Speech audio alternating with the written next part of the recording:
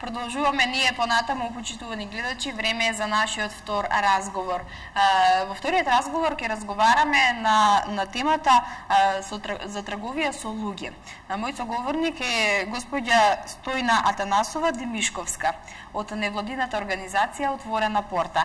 Господја Стојна, добро ни дојдовте денеска во нашето студио и се надевам дека ќе имаме еден добар разговор со кој што ќе ги информираме нешто повеќе на оваа тема нашите гледачи. Ви благодарам за поканата и добар ден. Ние сме секогаш подготвени и спремни да одговориме на потребите на граѓаните и да ги информираме. Така, на почеток да кажеме, вчера имаше свечено отварање на представата Јас патувам сам во Основното училиште Никола Карев. Ја пајде малку на почеток за тоа да поразговараме, па потоа и нели на самата тема. Токму така, вчера во Средното училиште Никола Карев се одржа свеченото отварање на представата Јас патувам сам.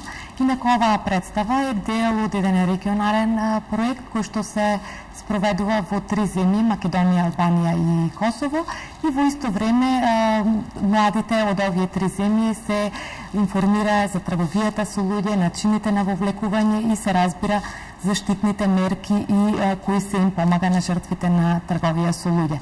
Инаку ова е една интерактивна представа, чија што цел е токму тоа да ги запознае младите со проблемот на трговија со луѓе и како да се заштитат.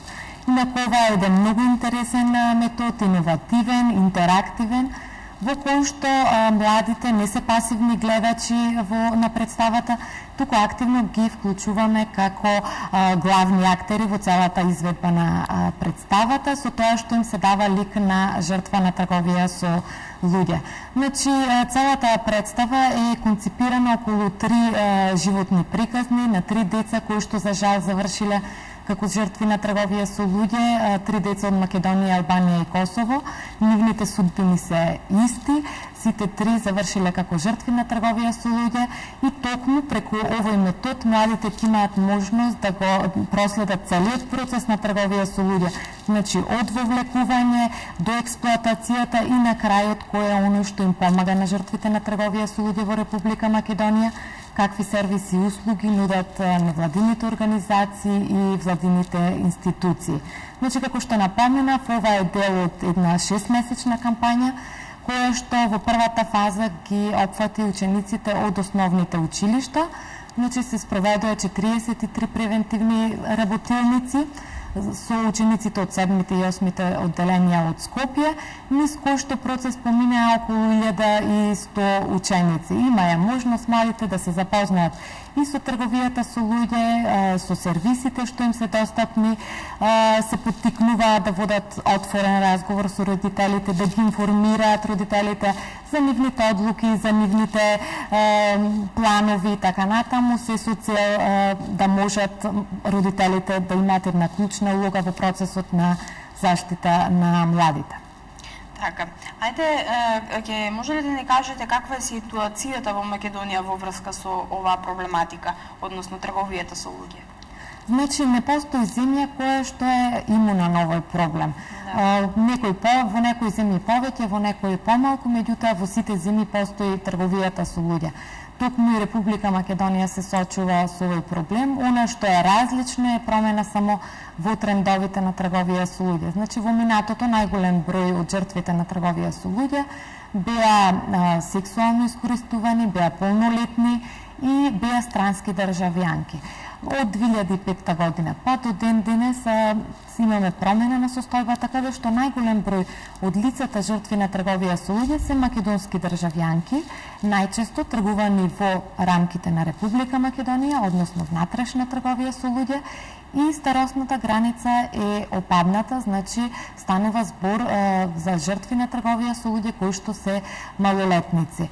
Во однос на овој проблем, значи од минатата година имаме нови трендови, така да ги наречам, каде што се појавуваат и машки лица жртви на трговија со луѓе, исто стануваше збор за малолетници, и проблемот на трудова експлоатација на жртвите на трговија со луѓе.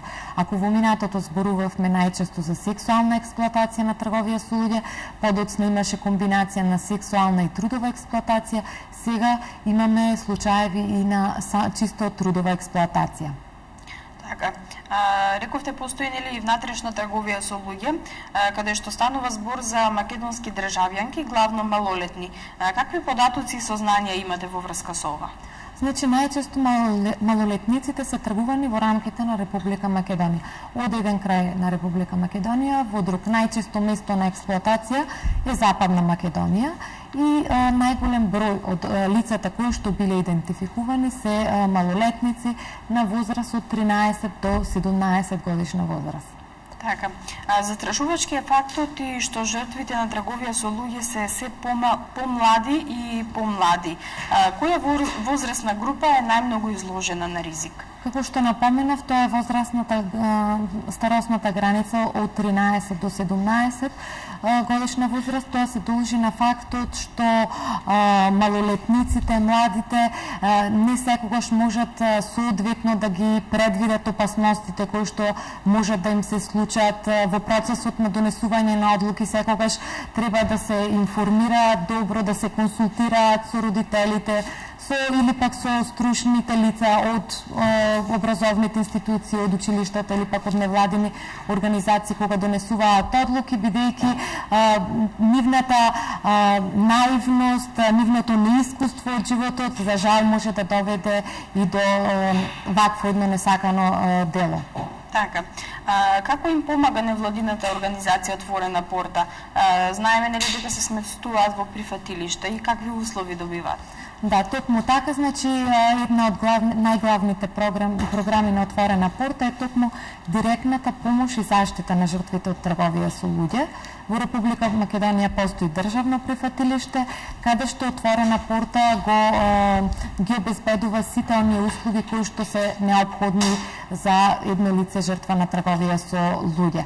Идентификуваните жртви од страна на Министерството за внатрешни работи или пак Центарот за труд и социјална работа се сместуваат во прифатилиштето, каде што им се обезбедува првична помош и грижа, значи од храна, облека, сигурно сместување, правна помош во подоцнежна фаза, вклучување во образовниот процес, сите неопходни медицински прегледи, така натаму. Значи, Отворена порта ги обезбедува сите оние услуги кои што се неопходни како за првична помош, меѓутоа и подоцна за нивно вклучување повторно во средината. Во подоцнежна фаза се работи исто така и со семејството, каде што се подготвува лицето жртва на трговија со луѓе да се врати во средината. Покрај помошта која што се обезбедува во самото прифатилиште, Отворена порта има и програма на придружна социјална работа, каде што социјални работници работат на терен директно со лицата кои што се под висок ризик да станат жртви на трговија со луѓе, или пак се лица кои што се вратиле, биле асистирани претходно во прифатилиште и се вратени во средината, или пак работат и конкретно и на идентификување на потенцијални жртви на трговија со луѓе. Добро е да се има нели вакви прифатилишта каде што на нив најмногу им е потребна грижа, тогаш нели не знаат што да прават. Да. Добро е да има некој да им подаде рака. Да. Траумите, значи, кои што ги поминуваат во процесот на трговија со луѓе се стравотни. Условите во кои што живееле се нечовечки, деградирачки и така натаму. Процесот на нивно опоравување е многу тежок, верувајте, бидејќи во текот на процесот на трговија со луѓе покрај физичко насилство преживеа психичко насилство, исто така некогаш резултира и со одредени несакани болести кои што во текот на трговијата со луѓе ги стекнали, така натаму. Значи, тоа е една макотрпна работа со која што работи стручен персонал од психолози, психијатри, социјални работници, правници, така натаму. Значи, тоа е еден тим кој што секојдневно работи со овие лица. Така. Жртвите на какви експлоатации се изложени најчесто? Да, значи како што напоменав, покрај физичко насилство, сексуално насилство, принудна работа, потоа психичко насилство, постојано се подзакани, исто така како што напоменав и не ретко да имаат некои болести како што се сексуално преносливите болести или пак жолтица или ХИВ вирус и така натаму.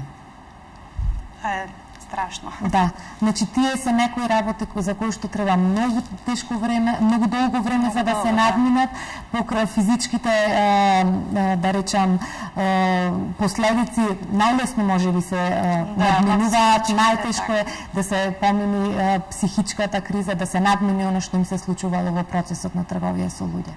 Така, тоа е доста долг процес, меѓутоа се надевам дека ќе се добијат резултати. Да, токму затоа е неопходно да се работи многу повеќе на превенција. Ние, значи, покрај оваа програма доста работиме и на превенцијата, информирање на младите, секојдневно спроведуваме голем број на работилници, изработуваме на најразлични материјали информативни со кои што исто така ги информираме младите, се со цел да не дојди до моментот да треба ние лицето жртва на трговија со луѓе да го асистираме. Но како што и впрочем се вели многу подобро да се спречи отколку да се лечи. Така, да. Според последните податоци на МВР, иако во помал број, но идентификувани се и случаи на мажи жртви на трговија со луѓе, нели со цел трудова експлоатација. Да. Значи во минатата година имаше случаи на трудова експлоатација исто на едното беше малолетник, другиот беше полнолетник. Значи имаме појави на трудова експлоатација на лица од машки пол, меѓутоа исто така имаше и појава на трудова експлоатација на жени, полнолетни, кои што отишле во странство, наветена работа, меѓутоа на крајот се соочиле со трудова експлоатација. Така. Кои се методите и техниките кои ги користат трговците за рекрутирање на нови жртви? Значи, најчесто тоа се преку измама, како што се лажни понуди за вработување, лажни понуди за брак, лажни понуди за патувања. Исто така, често го користат и методот на љубовник, каде што момчето нели одреден период се забавува со девојката, се со цел да ја стекне нејзината доверба. Во моментот кога ќе ја стекне нејзината доверба, нели почнува да ја искористува, да ја препродава и така натаму, значи тоа е познат метод како метод на љубовник. Многу е битно, посебно сега доаѓа летен период, голем број на млади заминуваат во странство, на привремена работа и така натаму. Многу е битно соодветно да се информираат каде ќе работат, како ќе работат, договорот за работа да се консултираат со стручно лице, со адвокат, со невладена организација која што има соодветно искуство за тоа, да се информираат кој предходно бил, какви биле условите и така натаму, се со цел да не се изложат на измама или пак на трговија со луѓе. Бидејќи нечесто се случува младите да одат на работа во странство, кога ќе стигнат да не ги чека работа, да се најдат во состојба каде што се принудени да прифатат било каква работа, да се експлоатирани, бидејќи немаат можност да се вратат назад, немаат соодветно доволно средства, отишле со идеја нели да заработат. Да. И многу е важно нели да се испита нели таму кај подаваат документи или каде аплицираат за работата која што ги чека. Секоја одлука која што е добро информирана може да ги избегне сите овие вакви дела како што е трговија со луѓе, како што е измама или експлоатација, меѓутоа секогаш таа одлука треба да биде добро информирана. Во рамките на отворена порта постои SOS телефонска линија на која што работи 12 часа на ден, секој ден во неделата, од 8 часот наутро до 20 часот навечер.